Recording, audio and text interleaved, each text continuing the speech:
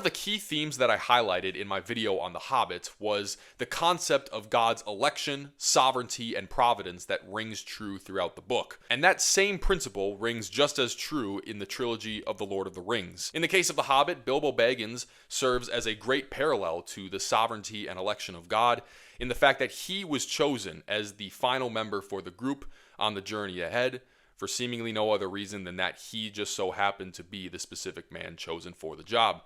And in the case of The Lord of the Rings, the same rings true. One quote in particular that highlights this well can be found in the narrative of the Council of Elrond, where the Fellowship is gathering together and first constructing the plan to bring the ring back to Mordor. In this quote, Elrond is speaking to the Council, and he acknowledges that the members of the Fellowship have been brought here for a specific purpose. But they were not brought here by the calling of Elrond. Rather, they have come here in the very nick of time, by chance, as it may seem. Yet it is not so. Rather, he insists to the group that they believe that it is so ordered that we, who sit here and none others, must now find counsel for the peril of the world. It is clear from Elrond's words that he believes the members of the Fellowship did not just randomly happen to find themselves in Rivendell all at the same time and just so happen to be selected as the members to go forward on the journey to destroy the ring. Rather, he acknowledges that although it may seem that way to the outside world, it is rather the case that they have been ordered, them specifically, to meet at Rivendell to carry forth the plan that was purposed to occur. In our world, those who are of the world might chalk up instances like this to blind luck or chance or coincidence, but we who are in Christ Jesus know that it is God who works all things according to the counsel of his will. Which means that everything that takes place in this world, in this universe, takes place because it is God who purposed it to take place, namely for his glory and the good of his elect.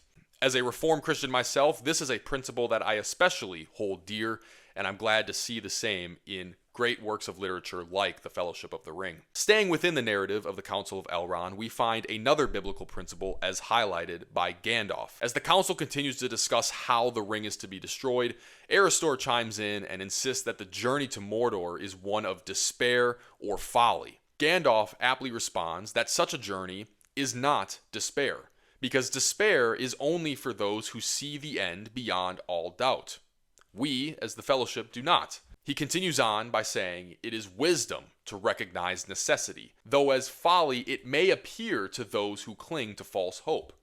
Well, if that's the case, let folly be our cloak, a veil before the eyes of the enemy. Regarding the first point, we as Christians have no reason to despair, because we are certain of our hope to come in the future, when our Lord will return in glory with his saints to establish the New Jerusalem for all eternity. Therefore, as we continue on in this journey here on this earth, we do so with the anticipation that all will be redeemed and restored in the end, and that we are living our lives for the glory of the Lord until, as I said, he returns. But it is the second point here in particular that I especially want to highlight, and that relates to the world and its perception of what is foolish versus what is not. Those of the outside world within the Lord of the Rings universe might look upon the journey to Mordor as one that is the height of foolishness. But if that is the case, as Gandalf contends, then let foolishness be their cloak. Let the world think the Fellowship to be foolish,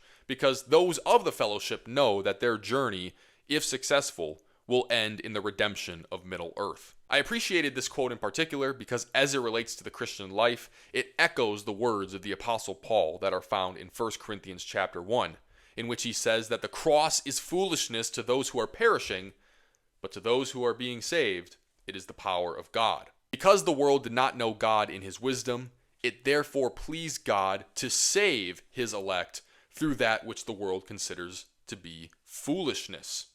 God chose what is foolish in the eyes of the world to shame the wise, quote unquote, of the world. In summary, those who do not belong to Christ may regard the gospel message as one of foolishness or absurdity or make-believe, but we as Christians ought not to be discouraged by such wicked accusations, because we know the gospel is the power of God unto salvation for all of those who believe. Those of the Lord of the Rings universe may have scoffed at the journey to Mordor as one of foolishness, without realizing that it was this very journey that would result in redemption.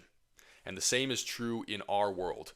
Those who are of the world may ridicule the gospel message, thinking it is the height of foolishness, without realizing that it is this very gospel message which results in redemption for all who believe. Another theme relating to the church in the Fellowship of the Ring is Christian unity, its necessity, and its goodness. As the Fellowship moves toward Mordor, we see an instance where there is dissension that arises between the elves and the dwarves. The rivalry between these two groups dates back many, many years prior to the events of this book, but it nonetheless rears its head here as the Fellowship moves toward Mordor. Now, ultimately, of course, spoiler alert, the dissension is resolved and the journey is able to move onward, but not without a comment that Haldir, one of the elves, makes here in Book 2, Chapter 6. Regarding the need for unity, Haldir states that the power of the Dark Lord is most clearly shown in the estrangement that divides all those who still oppose him. In short, Sauron recognizes that the elves are against him and the dwarves are against him, but so long as the elves and the dwarves are occupied with hostility towards one another, there can be no real unity that is built up to fight against Sauron as a team. And such is the case in the Christian life. Our adversary, the devil, prowls around like a roaring lion, seeking for someone to devour. And those who are familiar with the tactics of wild predators like lions know that the easiest targets for such animals are those who are ostracized from the group and unable to share in the united front working to prevent the predator from coming in to kill and destroy members of the group. Thus, we see scattered throughout all of the New Testament many exhortations from both the Lord Jesus and the apostles exhorting the Christian church unto unity with one another. In Galatians chapter 5, for example, the Apostle Paul lists rivalries, dissensions, and divisions as characteristics of those who will not inherit the kingdom of God. Likewise, in 1 Corinthians chapter 1, to return to that chapter, he appeals to the Corinthians that they all agree and that there be no divisions among you, that they may be united in the same mind and in the same judgment.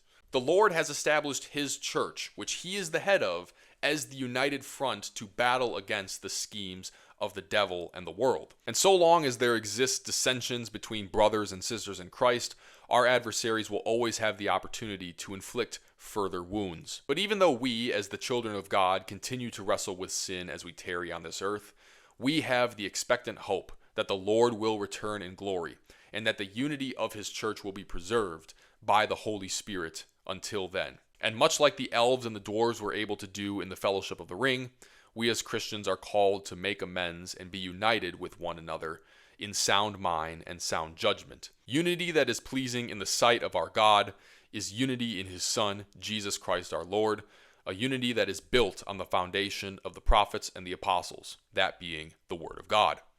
Thus, we would do well to seek unity with our brothers and sisters established on this core principle, and nothing else.